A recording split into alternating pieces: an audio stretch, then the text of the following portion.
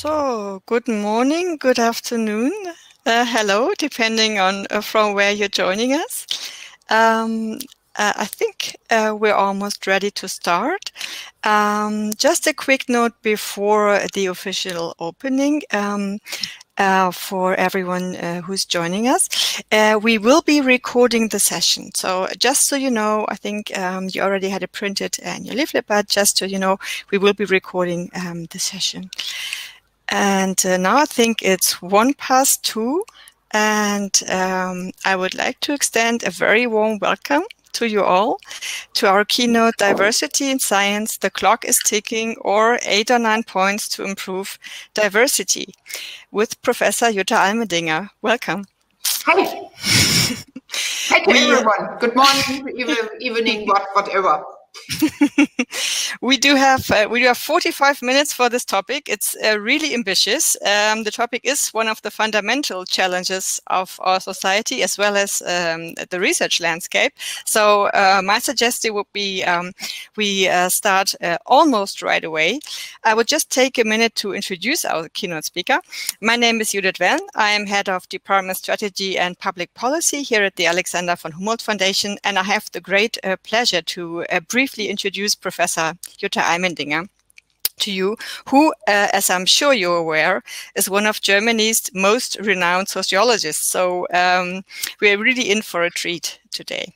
Professor Allmendinger is president of the WZB, the Berlin Social Science Center, and she is professor of educational sociology and labor market research at Humboldt-Universität in Berlin. But there are many, many other roles and interests and honors and special recognitions. And some of her most recent awards include, and I will have to read them because it's really a plenty of. Oh, I know what's coming up now. I try to memorize them. I know what you are now reading. Let's see if I manage to tick every box, right? So you're a member of the G7 Gender Equality Advisory Council? This I did not expect, yes. You're appointed member of the Pontifical Academy of Social Sciences. You are DOCA's Top 100 Women 2020. You are a senior fellow of the Center for European Studies of Harvard University 2015. And this is just a selection. You are Federal Crossman of Merit First Class of the Federal Republic of Germany in 2013. So your research fields include social inequality, sociology of education, labor markets, life course, organization, social policy, and welfare. You serve on numerous advisory boards in Germany as well as abroad. And this year you published a book, Es geht nur gemeinsam, I think it's a fabulous title, on how only together we can achieve gender equality in our society, and on how the pandemic led to a significant step back, unfortunately, for gender equality. Professor Allmendinger is also sharing her thoughts and knowledge in social media, which I'm sure most of you have taken note of already, in newspapers and radio. And her current topics include revising the German system of tax splitting for married couples, for instance, and establishing a gender quota. And I personally especially enjoyed one of her recent podcast contributions on how role models are crucial for a better gender balance in Germany. So if you wanted to take a look, I'm here available to give you a hint in the chat later on. Diversity is also one of our foundation's central strategic topics, and we are very invested in achieving a balanced gender quota, not only for our network, the Humboldtians, and our panels, but also for our committees and also as an employer. So I'm therefore really also personally looking forward to the talk of Professor Allmendinger. We will have time for questions later. I'm sure there are many, many questions. Please post them in the chat if possible. And now, without much further ado, the floor is yours, Professor Allmendinger. I will mute myself and be there if you need me. Thank you very, very much for this really kind introduction to this realm. When I think about getting this Federal Cross, I mean, it's more or less a decade ago by President Gauck. I mean, it seems like ever, but you know, we are all getting older, and so time passes. So thanks again, and thanks also for inviting me, for having me, and I particularly like to talk to so many people abroad, wherever you are, and probably you may already be able to enter Germany and to travel again and to enjoy meeting people in person and not just hanging out at Zoom or whatever platform you're working at. We all know that it's high time to meet in person. In particular, it's high time for young people to meet in person, because we know that the likelihood to form strong networks, it's much, much higher if you meet, if you can chat, if you have some coffee or wine or whatever. And myself, it's a first really big personal meeting yesterday evening with the State Minister of Education and Sciences, and it really makes a difference. So whenever you can, enjoy meeting people and don't hide away. Even you probably may concentrate much better when you're staying at home. That's not life, and it's not real innovation. It's much more innovative and getting new ideas if you talk to people and struggle and fight and do all those things. Oh, this is not particularly on diversity, but probably it also increases diversity, because Zoom, you probably do not increase your diverse networks, but probably you hold your network stable at a maximum. At least this is what happened to me in the last 16 months. When I talk about diversity, I will primarily focus on two leaking pipelines. This is how we call it. And the first leaking pipeline is on social background of our students, which is getting more and more a problem. This is not the case in all countries around the world, but it is a problem in Germany, and it's a huge problem in Germany.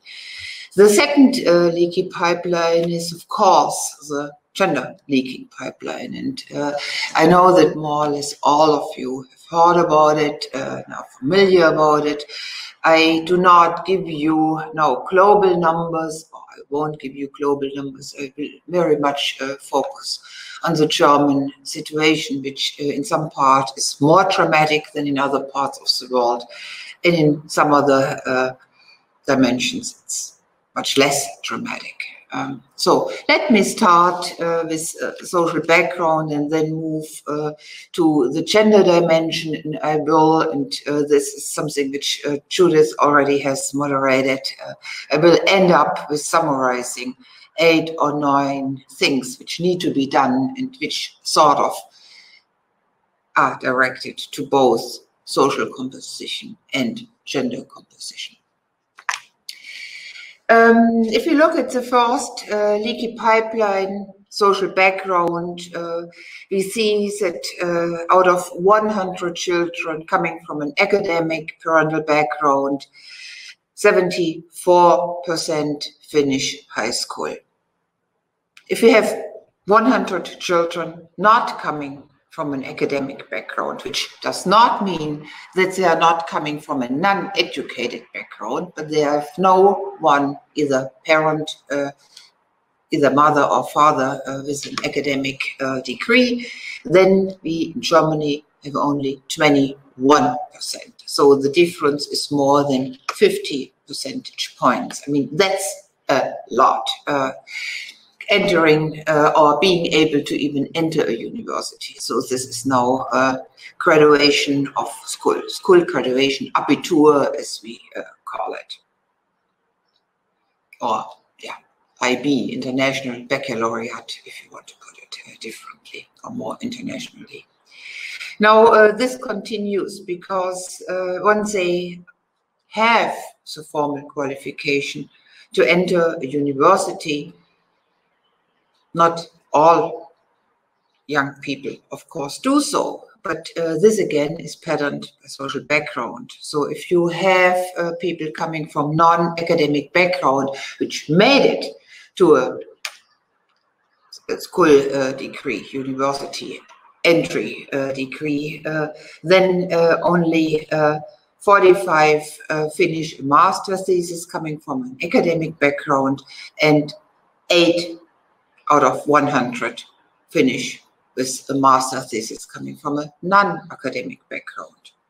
If you move now further on to a doctoral level, then we have 10 out of 100 from an academic background, but only 0.1% coming from a non-academic background. So this pipeline is clearly leaking, and if you then see that the entry qualification for many professions need a master degree, or to some professions need a PhD even, then you see that the German society and most other societies in the world are governed by people with high degrees, highly selected, not being a meritocratic system, because we know that many young kids coming from non-academic families are really smart, are very much able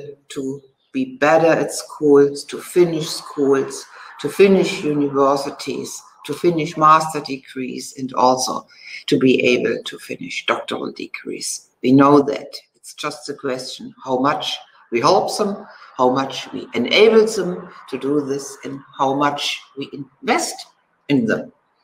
And there are, of course, many ideas how this could be done much better, and I go through some of them. So first, of course, which needs to be done, and this is a work by Jim Hackman in particular, he shows that the earlier you invest, and the earlier you recognize that you have to do with quite unequal situations before they even start schooling. And the more courage you have to face unequal starting position with unequal sort of support. So if you have the courage for inequality in supporting people coming from different backgrounds, the less inequality you will have at the end of the school time or at the end of university education. So we have to do much more in a selective, and really selective investments in young people coming from migrant families who do not speak German at home, for example, in families which have a very poor education, being unable to help their children at school. Like, look at the Corona crisis, where we even have an increasing inequality in educational chances, because many of those people, young kids coming from not very educated family, even didn't have, a computer at home, and they most certainly were unable to motivate themselves to learn without a teacher, and they did not have help of their parents. So starting early and giving them particular attention, particular help is the first thing we need to do. But of course, we need to also, in particular, support them at each transition stage, from graduation to university entry, from university entry to finishing the university at a master level and also at a PhD level. And of course, also allowing them to obtain the highest academic degree, which is a professorship. And at this professorial level, we have 1 out of 100 children, or young people, or adults, I have to say, at least in the German context, when the average entry age in a professorship is still at age 43. It's 1 out of 100 who really gains a professorship. So what can be done in particular? What those young people are lacking is both cultural capital and economic capital, very clearly. As for cultural capital, we can invest much, much more in mentoring. And I just had the pleasure to evaluate a huge program mentoring people starting at age 15 and following them until they enter the university. And you can see that those people, and those are controlled groups, one with the help of mentors, the other group without help of mentors, that those with the help of mentoring have a much, much higher, highly significantly higher probability to indeed enter the university. They get transparency, what it means to be a student. They get transparency in what disciplines they may select. They get transparency in what kind of financial help they may ask for. They get transparency in what university to pick, which is probably the best for them, and things like this. So invest in mentoring. The second one is increase the likelihood for good financing. And here we can do a lot.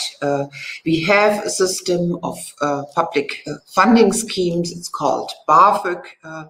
And even though the sum increases over time, the percentage of people who may ask for this money is decreasing over time. So we need this BAföG reform very, very fast. And we can't wait on this any longer.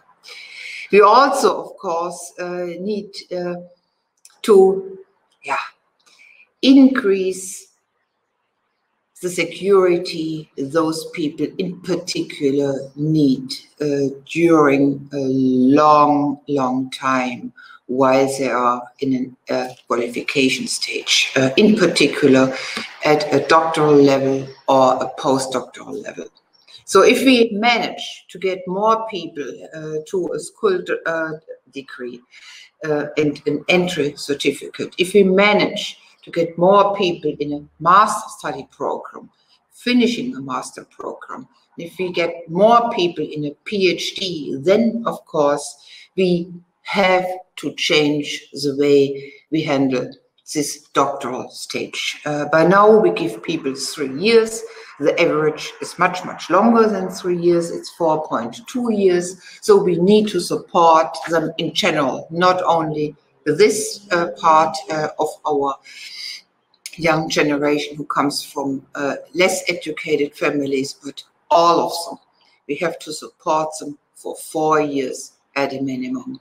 This we know since a very, very long time, and we do not change this. And of course, this gives a lot of pressure because you do not only have to write your dissertation. Most of you know this. You only have to get some experience, some hands-on training in teaching people. You have to have some sort of didactic training. You need to have some sort of at least first impressions on how commissions work. And probably you also have to support the professor you are working for or you're working with. So one thing is to increase the security that the time you have will be enough to really finish all obligations we give those young people. The second one is, of course, and this comes back to monetary support, to decrease the amount of stipends we grant and rather give them very well secured positions with social security being added, because this finally counts for their pension provisions and all these things. This is needed as well, and I see the discussion about this stipend system declining and not decreasing. Like my institute refuses to grant stipends, but for this reason it's hardly possible to accept all people, because some foundations give stipends only, and this creates problems with our general policy. There's one exception, and this is, of course, if we have international scholars, because for them it often may be much better to have a stipend, but those are still exceptions. It's another form of diversity I'm not talking about, but you are more than welcome to ask me questions about this in the Q&A. We also need to decrease the dependency on people. We still have this word of a doctor, a father, and it says everything about dependency, or not as often, but a little bit increasing, of a doctoral mother, which shows actually the same. So we do not have these advisory boards, and it's a strong recommendation of many organizations to finally change this, and I do not see really action on it. It's still the case that I train people, I advise people, and then I give them a grade, and this more or less means that I grade my own performance, if you want to put it like this. So if I give some strong advice, then I earn a better grade. Of course, the work is done by my doctoral students, but it's sort of strange to create their own supervision. And of course, I mean, the system increases the dependency of my doctoral students and each one doctoral students on the doctoral mother or the doctoral father. Of course it is. If we then move forward from the doctoral level to the postdoctoral level, I think that all of us who are in this teaching profession and are on a professorial level need to have more courage, much more courage to tell our young people whether we think that they'll be able to become good professors, that they can live with the academic pressure, or whether it would be much better to go in other directions, to orient themselves into organizations, private organizations, politics, civil society positions and things like this. And I think we should do this much earlier. We should do this a year latest after they earned the doctoral degree, and not wait, because the number of free professorships we have is so low that we ask people to work for 5, 6, 7, or even more years on this postdoctoral stage, which is really harmful for getting them out in the real world. And there's no way that they really gain in everything you need in the outside world by staying too long in the academic system. So if we move from this one-to-one supervision into advisory boards, I think that we can really increase our mentoring, our advice to people, whether or not they should stop at this doctoral level with their doctorate, moving ahead in other directions, or staying on board. This also means that we decrease the composition for professorships, and that we can move ahead with something we urgently need as well. And those are, of course, tenure track positions, which expand in Germany, but which are way too low. I mean, really reliable tenure track positions where people are told what they have to do, what we expect them to do in terms of publications, in terms of transfer, in terms of commissionless work, in terms, of course, of teaching.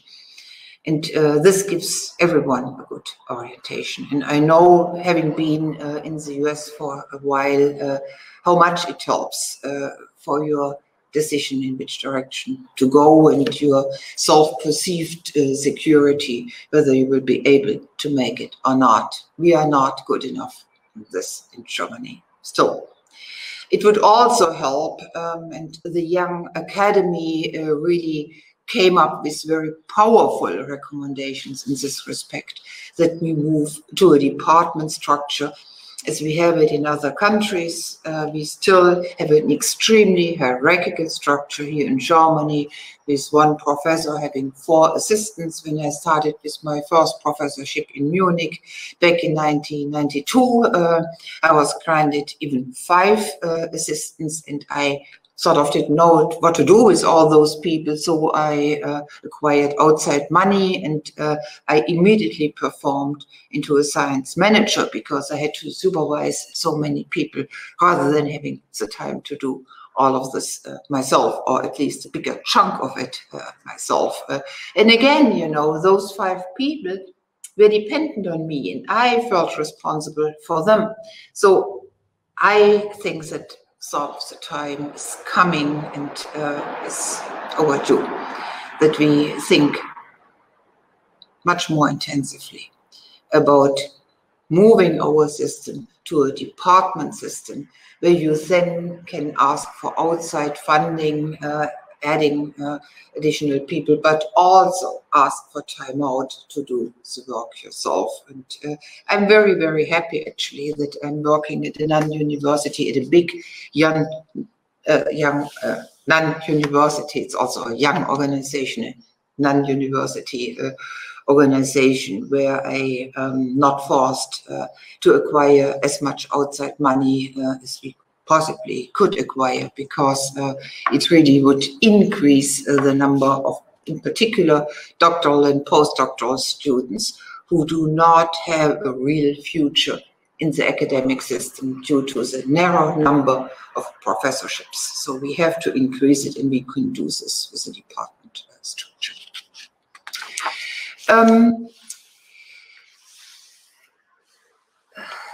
We also, and this is my last point on this social selection stuff, we are still not good in welcoming people who probably have a different, or coming with a different social capital or cultural capital and financial capital than the people we are used to, the peers we have.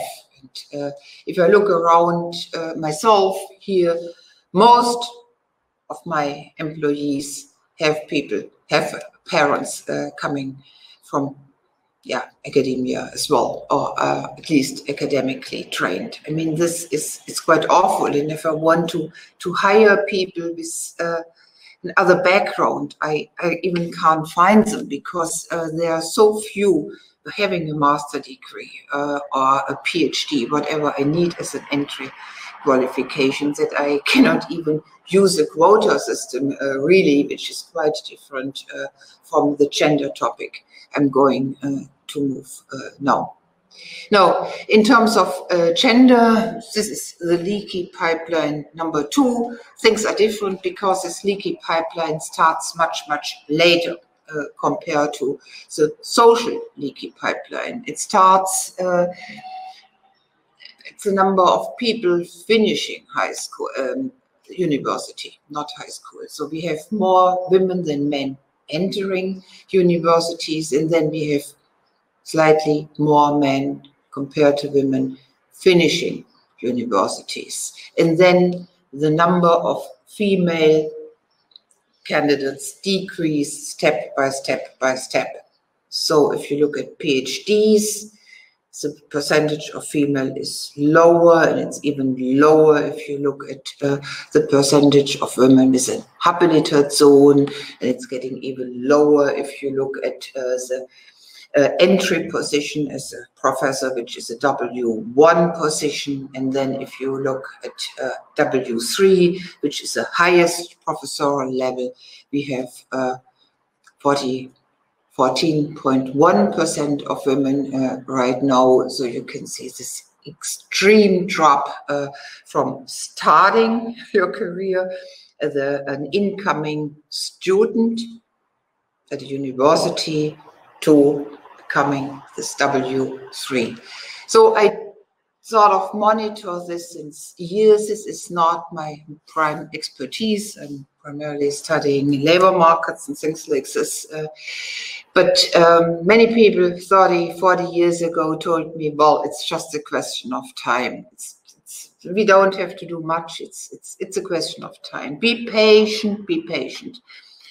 I'm usually not a patient person, and it's good that I'm not patient, because the percentage of women in high academic positions did not increase considerably, and we just calculated that it needs another 80 years or something like this until we have the equal proportion of men and women on W3 position, and it's even getting more awkward if you look at people heading like this institution, Leibniz institutions, or Max Planck institutions, or Fraunhofer institutions, or people heading big universities, and then look at their gender.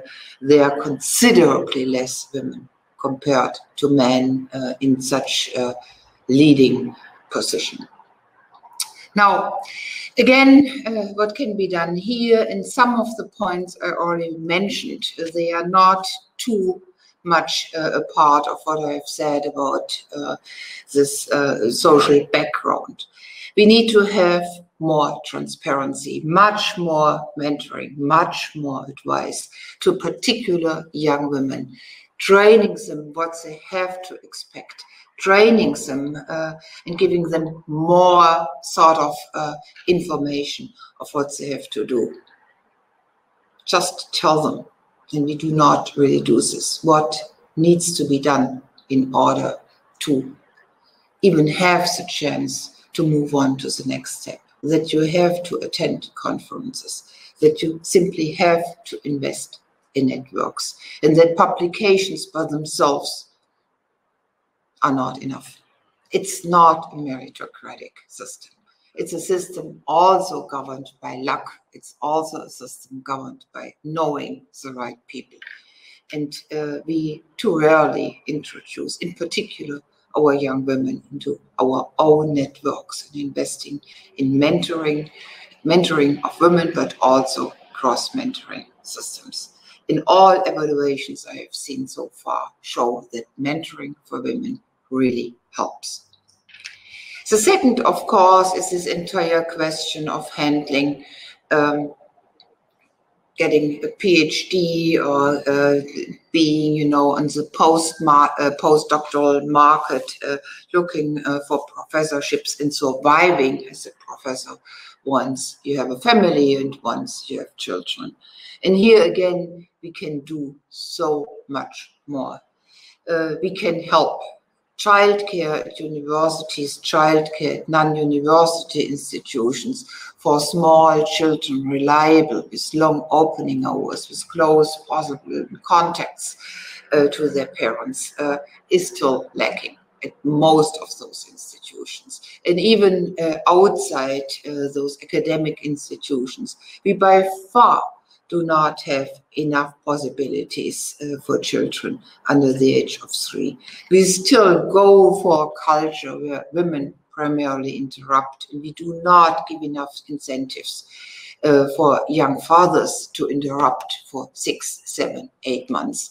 An interruption of 6 or 7 months can be easily handled, but an interruption of 12, 13, 14 months in a qualification stage can hardly be handled. I mean, it's personal things that psychological women sort of, reorient themselves, but it's also a question of keeping contact with projects and things like this. 6 months, no problem. And I promise all people who tell me that they are pregnant, or the fathers that their partner is pregnant, that we manage this. And we are extremely successful in this, but not more than this.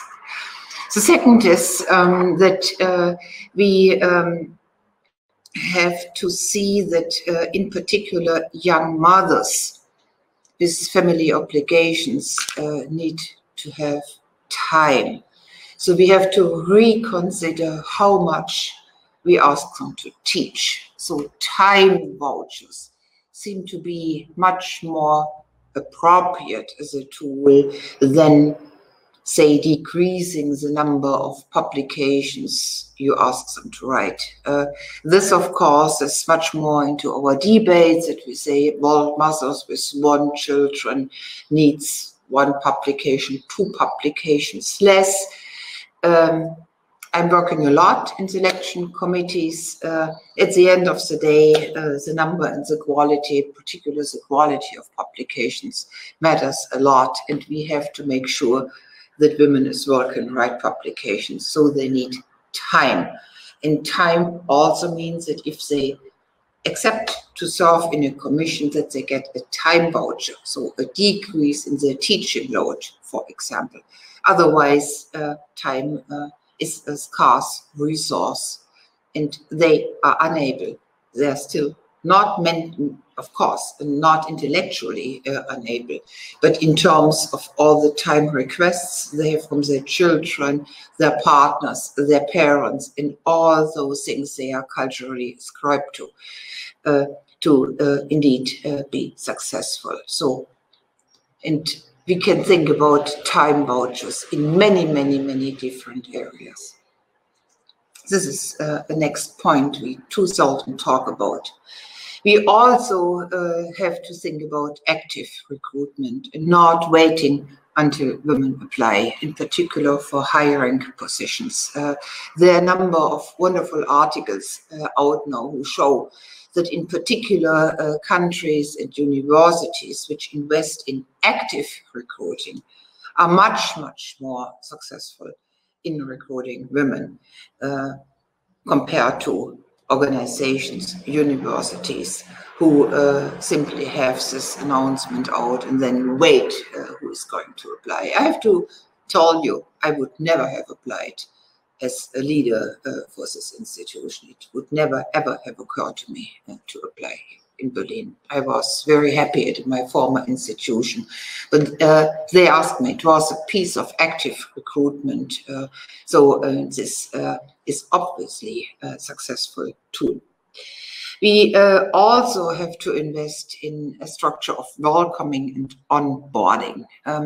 We see that given that there are so few women who are still in leading positions in the German landscape, German academic landscape, that it seems to be more than advisable to first ask women to visit an institution, to be a postdoctoral fellow, for example, or be a visiting professor if we are asking for directors, leading positions, and get them acquainted to the culture and the environment, get them known to the other directors, to their future colleagues, and let them decide, rather than throwing them in, presenting their paper, presenting their ideas of what they want to do, and then say bye-bye after 4 or 5 hours at a maximum. This is what universities in other countries do, and it seems to be very advisable to do this here as well. And we also, of course, and I should have probably started with this, you also have to think about the second book request or this Habilitation request without tenure track, because this really means that those young women live in insecurity, in unstable position, in temporary position until the age of, on average, 40, 41, 42. And who can really responsibly do this? In particular, if you have children, and in particular, if you are probably alone in raising your children.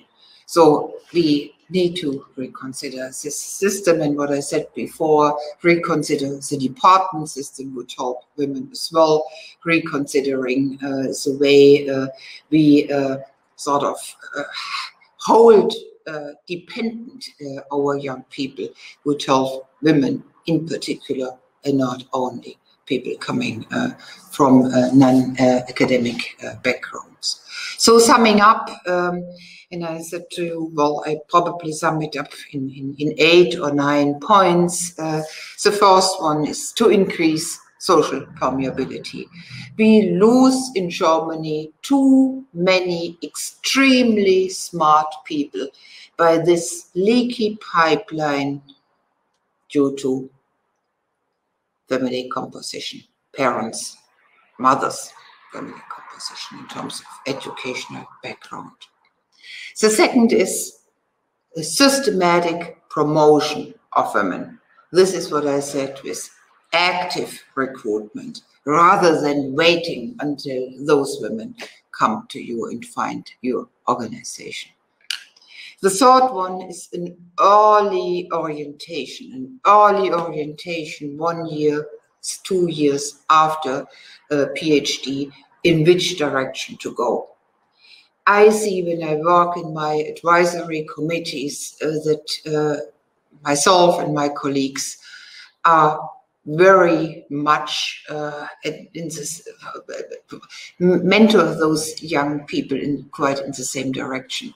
There is a lot of convergence, actually, whether we think that they are much, much better in the outside academic world compared to the inside academic world. And this is not something we have to tell those people to do it or not, but it's a question of having the courage to give advice in which direction to move.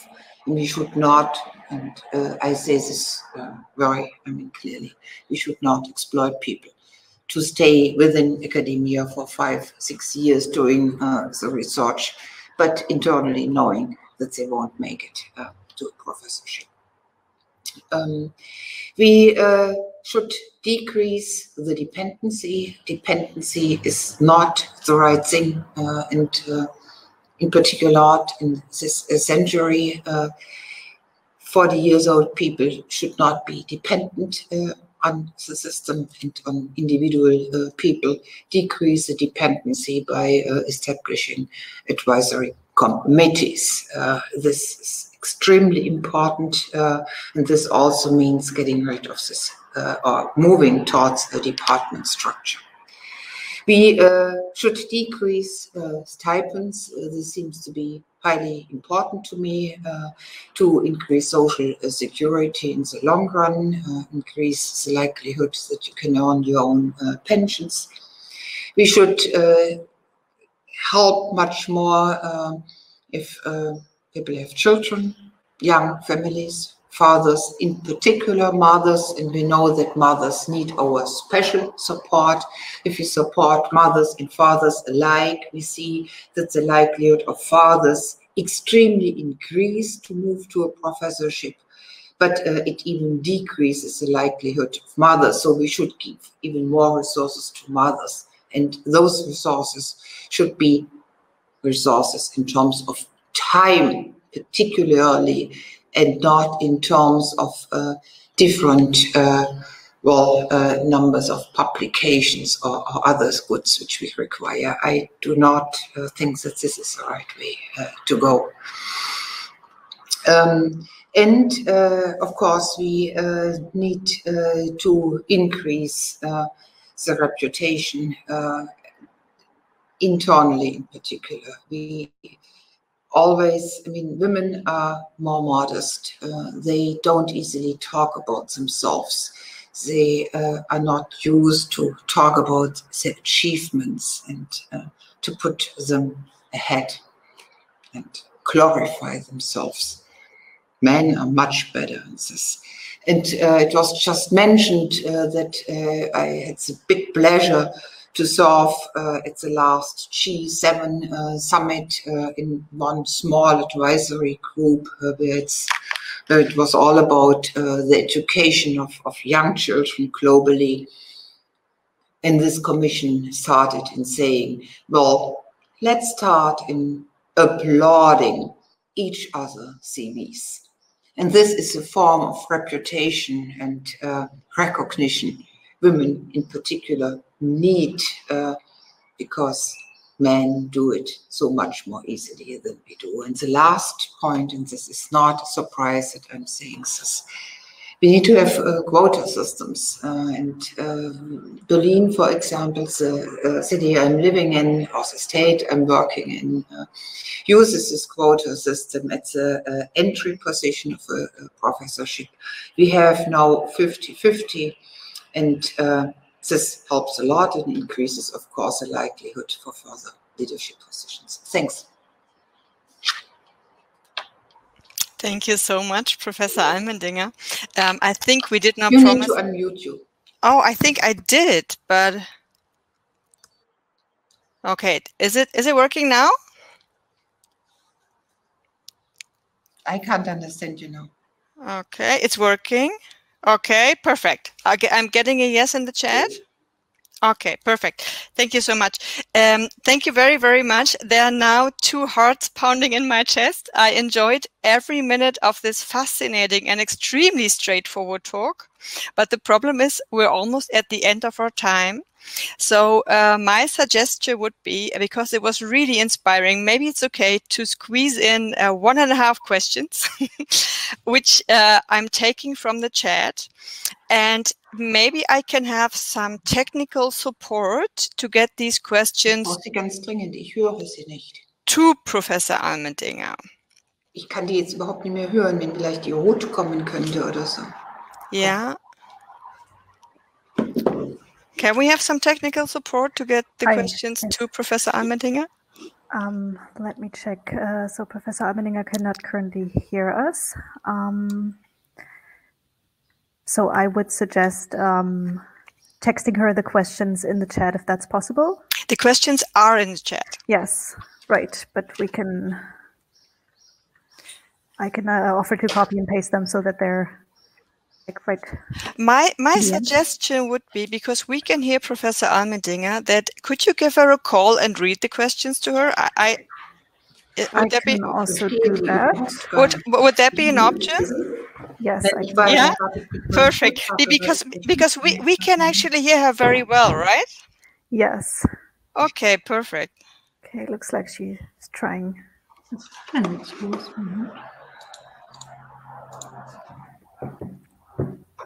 I'm actually surprised it went well so far, you know, with all the heat, and we are 130 people in this room at the moment. So I'm. Das Richtige, darüber haben Sie ja die ganze Zeit Ich habe die gehört. ganze Zeit darüber geredet. Aber sie hat offensichtlich auch Probleme. Nee, sie hat jetzt Probleme, weil ich sagte, dass ich sie gar nicht verstehe. Vielleicht sollte ich das.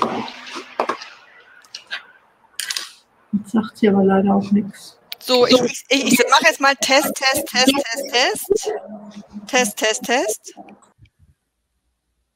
No? Jetzt verstehe ich sie. Super, Frau Allmendinger, wunderbar. Ich konnte das nur an ihren Lippen ablesen und das bin ich nicht. I'm really sorry for everyone, but I couldn't understand anything. Okay, but I'm so glad we fixed it now. I just said just a quick repetition that there are actually now 2 hearts in my chest, because I really enjoyed every word. But we're almost at the limit of our time. But I thought, if it's okay with you, Professor Allmendinger, we can squeeze in 1.5 questions. Would that be okay? Oh, of course, yeah. I was going to talk for 35 minutes. Which exactly. And which you did. Which you did, and we enjoyed every word. I think we did not promise our audience too much. That was extremely inspiring and straightforward, and we get a lot of feedback in the question section. So my suggestion would be, I just pick 2 questions and post them to you. I think that would be the quickest and easiest option. So the first one would be from Nora Tischler. I wonder whether the unusually rigid German school system of Gymnasium, Realschule and Hauptschule is contributing to the lack of social mobility. That would be one question. And the other is on the question of quota, from Helena, who's a mathematician currently working at Potsdam University. The use of quota has consistently been shown to improve gender balance in STEM disciplines at the moment, for instance, at the undergraduate level. However, the same quotas in academia on committees occasionally force women to spend a disproportionate amount of time with such activities. And the result could be that because of these situations, women in fields with poor gender balance can in fact be hurt by these quotas. And she's asking for your statement, and if you have any thoughts on how to increase the effectiveness. May I leave these 2 questions with you? Yes, I'm answering very, very fast, because I've written a lot, in particular the second question. I calculated it. I have 3 or 4 female directors and 5 male directors, and the number of commission memberships of the women is 5 times as high compared to men. So women continuously lose time in their commission. Therefore, I'm requesting time vouchers, so less teaching. And this is what we need, and a decrease of internal commissions at universities and things like this. Period.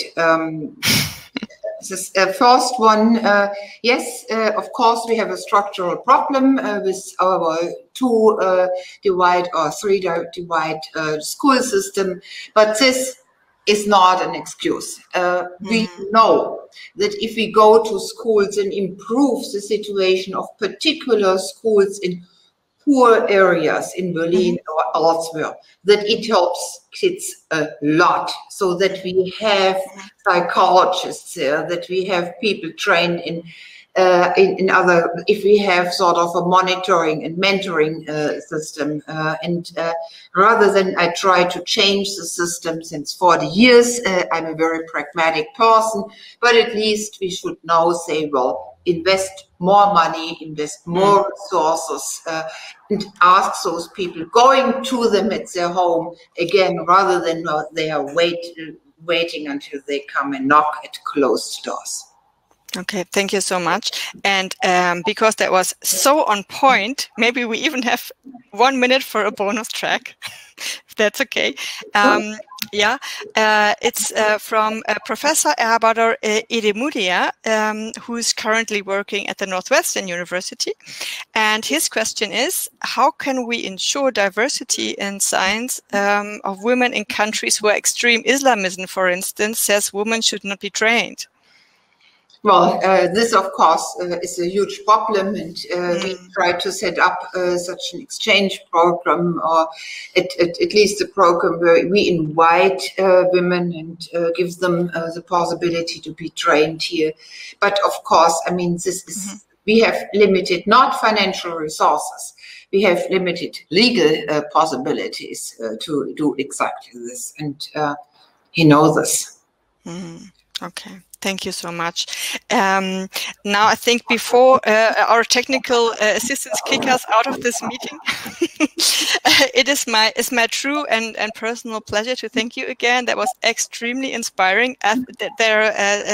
There's a huge amount of further questions in the chat. I can only refer everyone to Professor Allmendinger's account on Twitter, which is truly fascinating. Please consider following her. It's really worth your time. Thank you so much, Professor Allmendinger, for having taken the time and talking to us today. Thank you also to all my colleagues behind the scenes, especially Louisa Rath, who made this all possible. Thank you for saving us 10 minutes ago. Thank you so much. And we are looking forward to seeing you in the lobby now. So thank you very much, and all the best. Bye-bye.